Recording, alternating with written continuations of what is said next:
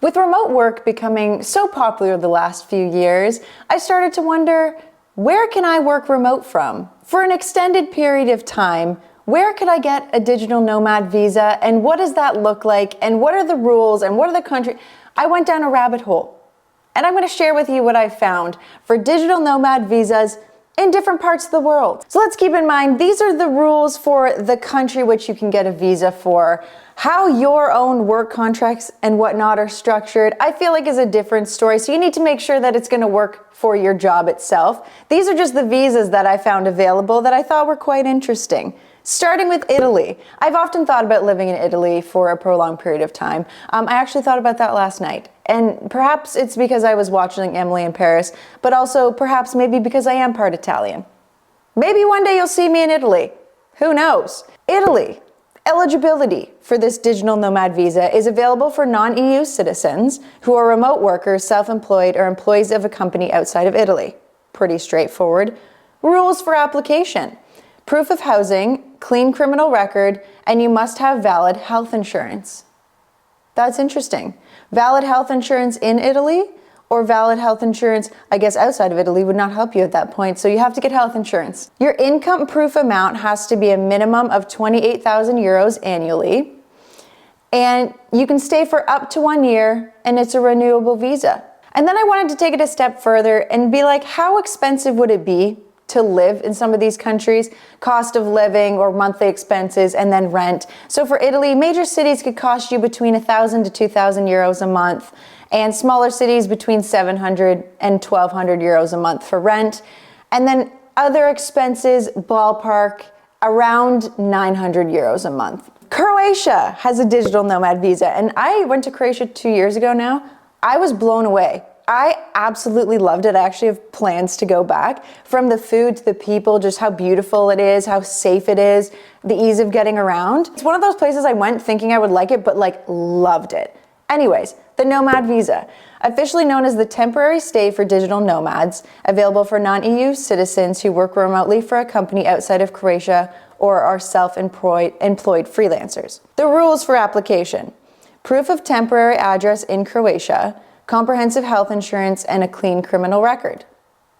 You need to prove that you have a monthly income of 3,200 euros or a bank balance of 34,444 euros if you're planning to stay for a year. It's a very precise number. You can stay up to 1 year and it's not renewable. You must leave the countries for 90 days to renew. And then monthly expenses would be around 800 euros. Rent varies quite a bit depending where you'd want to be, so didn't pull a figure for that. Spain, available for non-EU citizens who are self-employed or work for non-Spanish companies. You can also work part-time for a Spanish company, not to exceed 20% of your total professional activity. Interesting, so you could work in addition while you're there. Comprehensive health insurance is a requirement for the whole duration of your stay, and you need to obtain a foreigner identity number to apply. Applications are done at local consulates or an embassy. Income proof: you must show stable income showing sufficient funds to support you during the stay. Very vague. You can stay up to 1 year and it's renewable. And monthly expenses, 700 euros-ish, again, I guess depending where you are at. Thailand. So Thailand has 2 different visas. One is the Destination Thailand visa, known as the DTV, or the Long-Term Residence visa, known as the LTR. The DTV is for the digital nomads, remote workers, freelancers, and foreign talent. The LTR is for digital nomads, retirees with pensions, and wealthy investors. So the DTV, proof of income for the last 6 months or employment contract authenticated by your local embassy.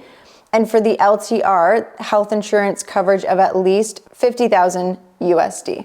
I don't say anything about a clean criminal record on that one, which is different. Income proof: for the DTV, you have to proof of income of approximately 14,000 US dollars over the last 3 months. Professional portfolio showing your work. And then for LTR, a minimum annual income of 80,000 over the last 2 years. For the DTV, 5 years with multiple entries allowed, up to 180 days per entry. And for the LTR, it's valid for up to 10 years. Monthly expenses around $600 US. Iceland. I didn't know Iceland had one. Iceland offers a long-term remote visa. You must be self-employed or work for a company based outside of Iceland. You must have a valid passport for 3 months beyond the visa term.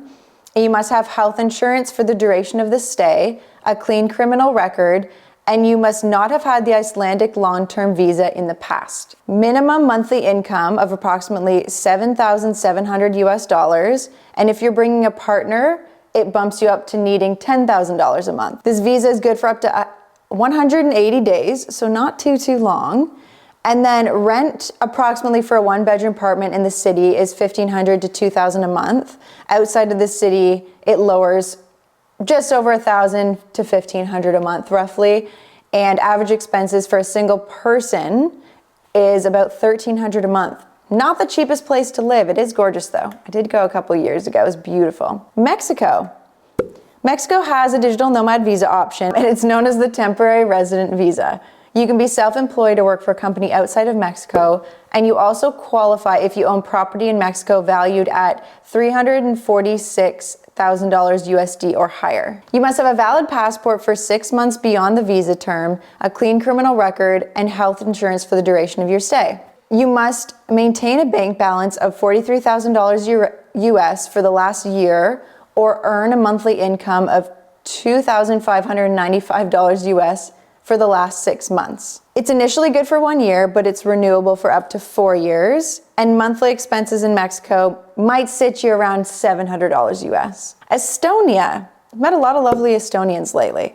Estonia has a digital nomad visa where you must be working remote for a company based outside of Estonia or working as a freelancer with clients mostly out of Estonia or outside of Estonia. You must have valid health insurance for the duration of your stay and prove a monthly income of 4,500 euros for 6 months preceding the application. You can stay for up to 1 year, and it also qualifies you to free travel in the Schengen area for up to 90 days every 180-day period. Rent, you'd be looking at anywhere from, let's say, 450 euros to 650 euros a month, depending where you lived, and monthly expenses of around 900 euros. Not the cheapest place, but rent looks pretty good. Costa Rica. I'm going there soon. Big fan of Costa Rica. They offer a digital nomad visa available to people who work remotely for companies outside of Costa Rica, or those who operate their own business registered outside of Costa Rica, or freelancers who freelance for clients outside of Costa Rica. You must have a valid passport, proof of income, and health insurance covering the duration of your stay. You must have a monthly income of $3,000 US, and if you add any dependents, it goes up to $4,000 US. You can live and work up to 1 year with an option to renew for another year. Rent, anywhere from in Santa Teresa, $800 to $1,200, Tamarindo, $900 to $1,500. There's places that are $600, $900. It really depends on where you are. An average, excluding rent, for your monthly expenses would be around $1,200 US. It's not the cheapest, but that's an interesting one. Catch me in Costa Rica. Catch me in Costa Rica. Portugal. I gotta give Portugal another chance. I went to Portugal a few years ago and it was beautiful and I really liked it, but I have never been so hungry because I can't eat gluten and I'm plant-based, and it was really hard for me to find food, but I think I need to give it another shot because I think I might have just gone to the wrong place. But anyways, Portugal has a D8 visa and is recommended for digital nomads. You must work for a company outside of Portugal or provide services to clients outside of Portugal. The visa also gives you access to travel freely to all Schengen countries. What countries are in the Schengen? It's a very popular European term. I've never heard that term before. I'm not European. You must have a clean criminal record, health insurance with coverage that includes Portugal, proof of work, and a valid passport. Monthly income of 32.80 euros, which is around 4 times the Portuguese minimum wage. And your visa allows you to stay up to 1 year with possibility of renewal for up to 5 years. Oh, you could stay for a hot minute there, okay. 1-bedroom apartment in Lisbon, for example, would be around 1,200 to 1,700 euros a month. And then in smaller cities, you could find something for like 750 euros a month. Monthly expenses could range from 500 to 800 euros a month. Greece. Greece offers a digital nomad visa available for non-EU citizens. You must not have any economic ties to Greece, and be employed or self-employed with clients outside of Greece. No economic ties to Greece. Interesting. You must have a clean criminal record, health insurance, proof of work, valid passport, and medical certificate from a recognized state or private body. Monthly income of 3,500 euros after tax. This increases to 42 if you add a partner, or if you add a child, it's $525 or euros more per child. You can stay up to 1 year with a possible extension of 2 more. In Athens, rent can go from 700 to 900 euros a month. In Corfu, 500 to 800 euros. Oh, that's beautiful. That island is gorgeous. Mykonos, 1,200 to 1,800 euros. That's expensive. And monthly costs averaging 500, but as you can see, it really depends where you're at in Greece. Japan. Japan recently launched, this is like new, right? Like in the last year?